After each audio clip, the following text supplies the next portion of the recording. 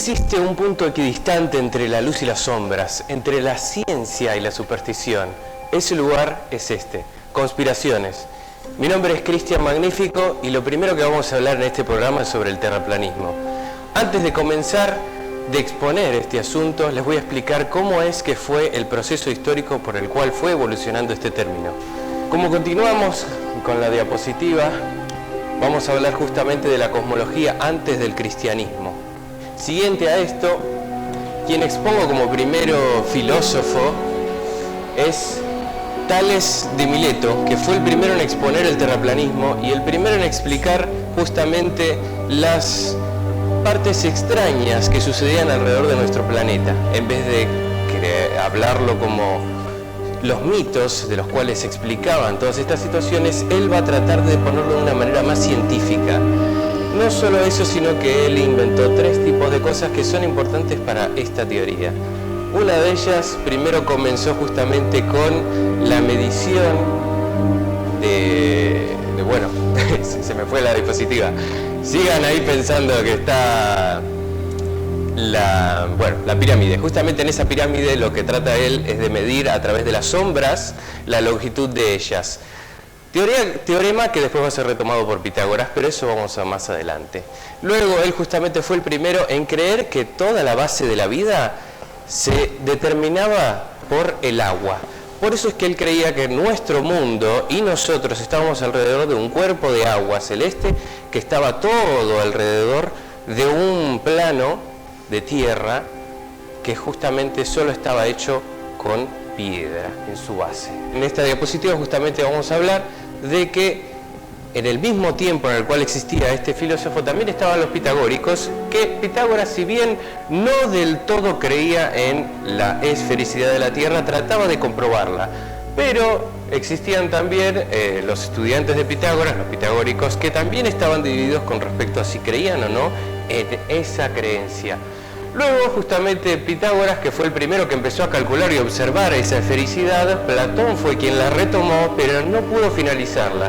Luego Aristóteles es quien la confirma y quien utiliza ese término de esfericidad para completar su filosofía de perfección de acuerdo a lo que significa Dios.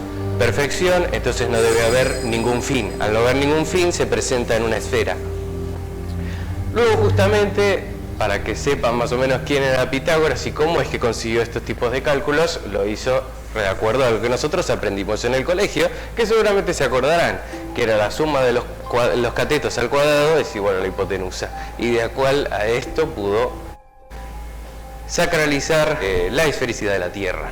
Como siguiente, continuaremos justamente hablando de dónde es que él tomó todo este pensamiento que es de la mitología mesopotámica, que todo esto es prepersia, que se oye justamente de los sumerios, de los acadios, de los asirios, de los babilónicos, y también no solo de ellos, sino de los egipcios, como se verá en la siguiente filmina, que todos ellos tenían una misma idea con respecto a cómo era el mundo, plano.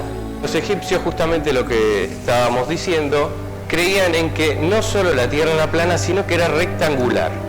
Esto quiero que lo retomemos mucho más adelante cuando empiece a hablar de la Biblia. Pero acuérdense de esto, de que los egipcios pensaban de que la Tierra no era cuadrada, sino rectangular. Siguiente filmina, por favor. Bien, Anaximandro justamente era uno de los discípulos de Tales de Mileto, que él, si bien creía que también la Tierra era plana, no totalmente, ya que creía en que era como una especie de cilindro con las 2 puntas planas, donde solo en una sola parte de ellas existía la vida en este planeta. Siguiente filmina, por favor. Ahora justamente lo que veremos es el rechazo de la filosofía griega en cuanto al cristianismo primitivo. La Iglesia, no todo el mundo creía que la Tierra era plana y tampoco Dios dijo que la Tierra era plana, pero según ellos y la política que reinaba en ese momento, era necesario que la Tierra sea plana, por justamente el rechazo de la filosofía griega y de los pensadores anteriores. Bueno, este video será presentado más adelante, pero más allá de eso quería hablarles de ciertas citas bíblicas que fueron utilizadas por todos aquellos que creían en el terraplanismo y que justamente la Iglesia lo utilizó para ser parte de esta conspiración. Vamos a leer en la parte de Isaías 40:22, donde dice: Él está sentado sobre el círculo de la tierra. Obviamente el círculo lo pensaban como plano, no un círculo cilíndrico, por así decirlo. Luego utilizaron la cita de Daniel en 4:3, donde dice: yo contemplaba a mi lecho las visiones de mi imaginación. Vi un árbol gigantesco en el centro de la tierra. El árbol creció y se volvió corpulento. Su altura llegaba hasta el cielo y se lo veía desde los extremos de toda la tierra.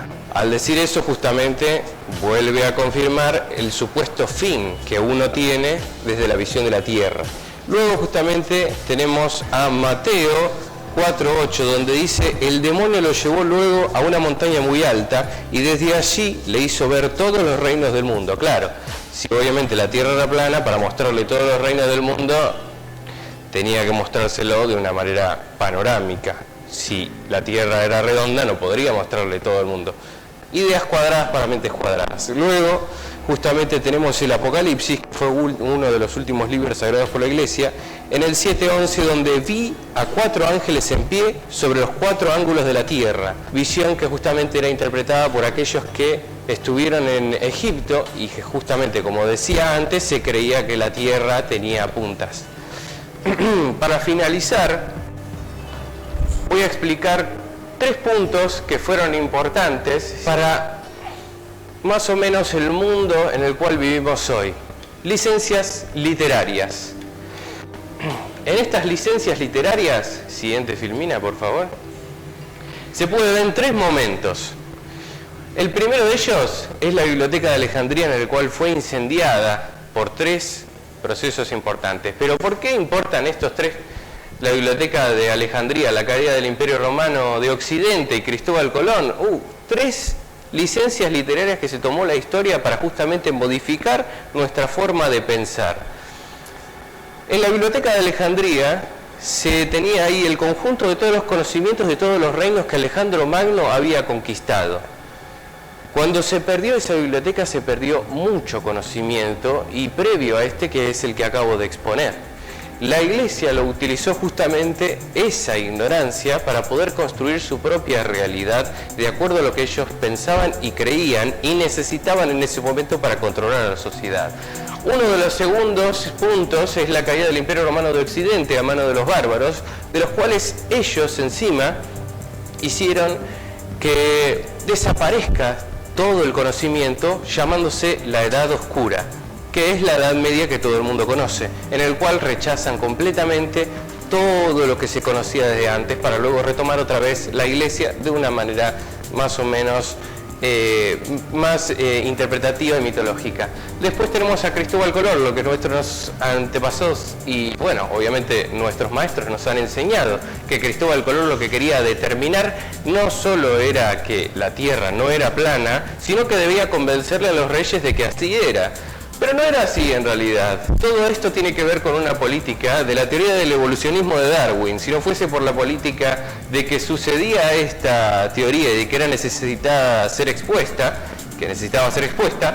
no hubiese sucedido esta historia ridícula que nos tratan de plantear con respecto a que Cristóbal Colón decía que la Tierra era plana, porque ya en ese momento existía gente que ya creía que la Tierra era esférica, porque como planteé anteriormente, ya filósofos de antaño creían en la esfericidad.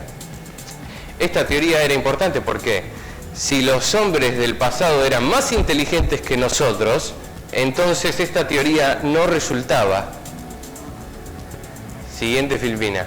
De acuerdo a estas 3 licencias literarias es que se pudo modificar nuestra forma de pensar con respecto a cómo es el mundo. Últimamente se estuvo hablando de nuevo del terraplanismo y uno dice, ¿pero de dónde surge este momento? Surge desde el 9/11, desde las Torres Gemelas. Cuando sucedió eso y vieron que habían muchas conspiraciones con respecto a cómo sucedió, se volvió a hablar de una tierra plana, porque según los terraplanistas, los hechos son las conspiraciones, y no ellos que crean conspiraciones. Entonces, cualquier cosa que trate de demostrarles para decirles que la esfericidad de la Tierra es real, serían falsas, serían falacias. continuamos justamente explicando por último qué es lo que creen ellos. Nosotros estamos rodeados por un círculo que sería un anillo de hielo impenetrable, que sería nuestro polo sur. El polo norte sería justamente el que está en el centro y que sería justamente nosotros quienes estamos alrededor mediante el cuerpo de agua. Este círculo de hielo es totalmente impenetrable, pero bajo ciertas condiciones climáticas a veces es posible que surja un espacio para poder traspasarlo. ¿Qué hay afuera de esto? Solo energía oscura. Energía oscura donde no hay absolutamente nada.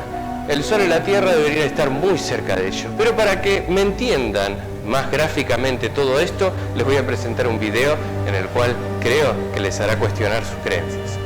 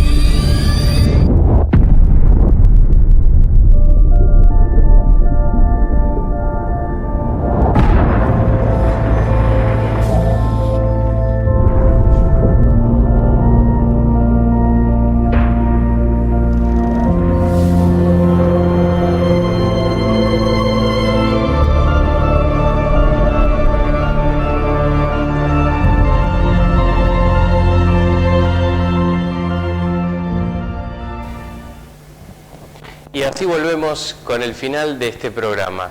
Justamente como les decía, todo esto es una conspiración, más o menos como la película Órbita 9, que se las recomiendo si no la vieron. Y la historia se mueve como el libro de Ray Bradbury, que sería Fahrenheit 451, que también se los recomiendo. Espero que les haya gustado y nos vemos en la próxima semana. Muchas gracias.